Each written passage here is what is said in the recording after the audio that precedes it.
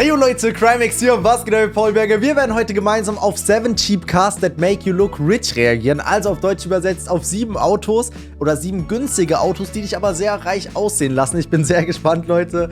Also hier für den einen oder anderen, der mit einem günstigeren Auto flexen will. Jetzt gut aufgepasst, lasst ein Like und Abo da. Let's go mit dem Video und checkt meinen Adventskalender in der Videobeschreibung. You want to be seen and not in some dumpy old Honda that everyone and their grandmother owns. No, you want something unique with flair. But most importantly, it has to be on a budget. Okay. Well, never fear. Today, we're taking a look at 7 great sports cars that will make your friends jealous, but that can all be purchased at an affordable price. Now, there are going to be plenty of insane cars later in the video that I can almost guarantee you've never heard of. But I wanted to start things off with a more common cheap supercar that's easy to find on the used market, the Jaguar XKR. XKR? Ich dachte jetzt F-Type. XK joined this British luxury brand's lineup in the late 90s, and it was produced in 2 generations, which ended in 2015. Der sieht echt nicht schlecht aus. It was essentially an early Grand Touring version of the current F-Type, a car which still uses an evolution of the XK's chassis and motor. Here we go. Der ist auch It also relativ, shares a hat auch einen lot stabilen in Sound, der common Wagen. with Aston Martins of that era, and is often compared to the V8 Vantage and DB7. The XKR is powered by a 5-liter supercharged V8, making a little more than 500 horsepower, although the Performance Edition XKR-S boosted that to around 550. It also had a 6-speed automatic transmission and a leather interior with the finest 7-inch touchscreen that 2015 could offer. The XK is not a lightweight track car by any means, with a curb weight of around 4,000 pounds, but it does offer a powerful drivetrain, an exciting exhaust note, and a surprisingly attractive exterior design. Yeah, if you had to guess, this looks like a pretty expensive ride. Also ich sage ehrlich, es sieht jetzt nicht nach einem ultra teuren Ding aus, aber Jaguar ist ja an sich schon keine schlechte Marke. Und also es sieht nicht billig aus, auf jeden Fall nicht. But surprisingly, used models are incredibly affordable. Low mileage examples go for around 30K, and high mileage car used XKs can sometimes be found for less than 20,000. Ein bisschen schlechtere ausgestattete, auch so für 20.000. Also ich sag's mal so, ich finde, es sieht nach mehr aus. Es sieht nach mehr aus. That is a lot of luxury and performance for the price, which makes this a vor allem auch mit einem V8-Motor 500 PS für den Preis. Great car to look rich on a budget. If you want something a little more sporty and unique, I'd recommend looking into the Factory 5 Racing 818. It's built around a highly tunable Subaru boxer motor, with Factory 5's iconic tube kit chassis and fiberglass body encasing it. The final product is lightweight, affordable, and best of all, an absolute blast to drive. The 818 debuted in 2013, a smaller, lighter car than the rest of Factory 5's lineup, intended to seduce a younger audience of next-gen automotive enthusiasts. It weighs only 818 kilograms. Das Ding hat doch keine Straßenzulassung, das ist doch ein Rennauto, so 800. Das Ding wiegt nur 800 Kilo.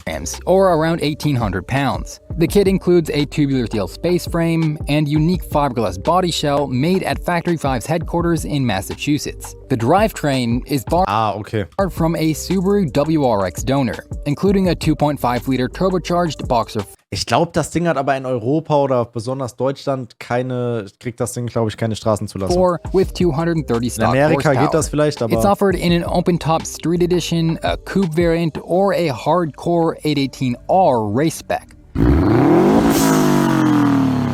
Prices for the kit itself start at just over $10,000, but add in the price of a used or even wrecked Subaru donor and General Assembly, and you could be looking at around $25K for a finished model. Ja, okay, If you're more of an adventure, aber den muss man dann selbst zusammenbauen und so. Also das ist eigentlich eher was für die Rennstrecke. Das ist jetzt nichts für den Alltag. Ja, fühle ich nicht so ganz. Type. Check out this rally-inspired replica build from LB Specialist Cars. The LB STR is their interpretation of the 70s racing legend Lancia Stratos. The original Stratos is one of rally racing's most famous icons. It was designed by Marcello Gandini and powered by a Ferrari V6. As you can imagine, the price tag on one of these is pretty, well, stratospheric these days.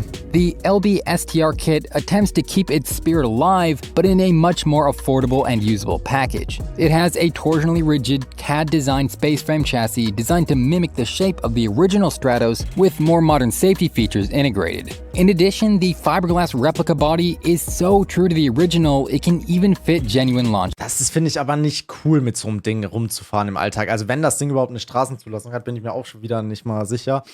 Das ist doch nicht cool. Das sieht einfach nur alt aus. Parts. It can also fit a variety of engines. The recommended affordable option is also bis a jetzt fand ich den am 2.5 besten liter diesen Alfa Romeo Jaguar auf jeden Fall. V6, but it can also accept an even cheaper Toyota 2GR FE or an authentic Ferrari V6, just like the real rally car. As you can imagine, prices vary a lot from build to build. You'll be spending a premium if you want that Ferrari motor instead of the Toyota. But expect to fork over around $60,000 to $70,000 for one of these rally replicas. Was? Yes, it's the most expensive. Was ist das denn für ein schlechtes Auto, was der da rausgesucht hat? Wir wollen hier krasse Autos für einen guten Preis sehen. Und das 60.000 für so ein Ding. Für 60.000, ey, da kriegst du schon irgendwie, keine Ahnung, eine C63 oder so kriegst du doch da schon gebraucht. Option on this list, but might be worth it for someone looking to experience a little taste of rally history. Okay, the STR isn't the most practical daily driver, and yeah, it's also anxiously close to the 6-digit mark that could get you into some crazy fast supercars. Let's dial it down a bit for this next one, the Maserati Gran Turismo. It has all the prestige of the Italian Marque's badge and a powerful V8 derived from the Ferrari F430. That's right, over 400 horsepower of natural... Maserati bin ich persönlich nicht so der Fan davon, aber sind ja keine schlechten Autos. Aspirated, front-engined, 7,000 RPM fun. Total output and performance. Und gehört halt zu Ferrari dazu, ne? Also das sind auch Ferrari-Motoren quasi. Specs have varied throughout the years, but even the early models can do 0 to 60 in less than 5 seconds. And it goes without saying, the Gran Turismo has a characteristic Italian exterior with a fantastic silhouette and aggressive stance. It's definitely going to stand out. How much will you need to sacrifice to get into one of these exotic luxury coupes? Well, back in the day, a brand new Gran Turismo could cost well into the 100,000 range. But even in this economy, depreciation still hits used Maseratis pretty hard. Boah. I found a few Gran Turismo. Was? Die werden ja übelst niedrig gehandelt. Die kriegt man ja voll hinterhergeschmissen. Ja, okay, gut, aber der ist auch von 2011, ne? Also der ist jetzt auch schon 11 Jahre alt, aber Being offered at die sehen halt immer noch aktuell aus. Also ich glaube, Maserati hat halt auch nicht wirklich viel am Facelift verändert, ne? less than 30K. Good luck finding another Ferrari V8 for that cheap. It's one crazy deal to look rich and... Also für 30.000 sieht, man denkt schon, also Maserati ist jetzt nicht ultra krass, aber man denkt schon, das ist mehr als 30.000. Ja. Go fast on a budget. Oh, I can hear the haters clamoring already. You can't buy a Maserati and expect it to be reliable. It would be just a terrible mistake. Well, how about a Toyota MR2 then? The Japanese brand is hailed as one of the most dependable manufacturers to ever grace the automotive universe. And if you think the MR2 doesn't look stylish enough to stand out, well, that's where Turismo UK comes in. They specialize in transforming old used sports cars into modern art pieces. Their Porsche Carrera GT-inspired lineup has fiberglass body kits designed for affordable sports cars like the MR2 and 986 Boxster. The Avalanche GT is their MR2-based kit. It comes with a full set of GRP body panels and an optional roof scoop, engine cover, and interior adornment. The price for this conversion starts at just under 5,000 British pounds. Of course, you'll still have to provide the MR2 and assemble it yourself. Let's say you like the idea of a DIY project, but you don't want it to be an exact miniature Porsche replica. Car number 6 on our list of... Ja, aber weißt du, da hast du so ein Replika. Das ist halt ein Fake-Auto. Das wird fake-mäßig nachgebaut. Weiß ich nicht. Würde ich mir auch nicht kaufen, sowas. Dann lieber ein günstigeres Auto, wo du Garantie drauf hast, einen vernünftigen Werkstattservice und so, das bringt doch nichts. Da auf Krampf, wenn man reich aussehen will und aber, keine Ahnung, mit einer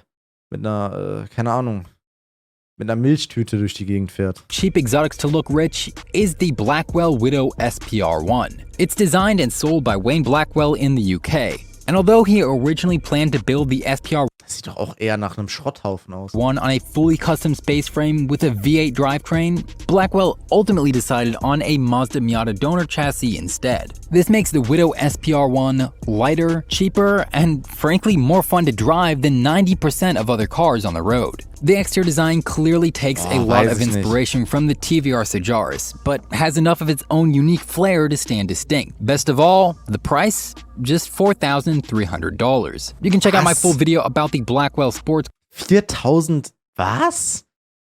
Hä? Hä? Man kriegt dieses Auto für 4.000, also das ist ja, selbst wenn das total scheiße ist, das Auto für 4.000?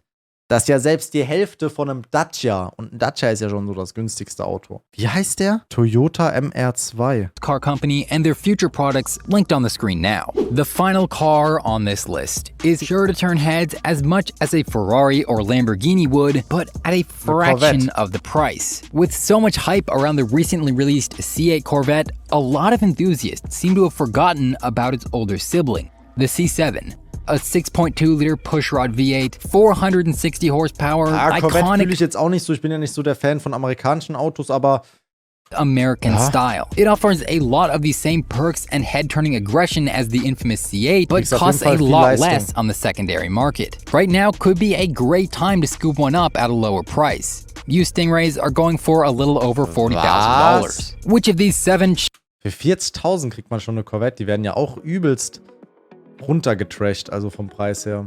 Naja. Aber gut, Leute, das soll es gewesen sein. Lasst gerne mal ein Like und ein Abo da und bis dahin. Haut rein, Leute. Euer iCrimax.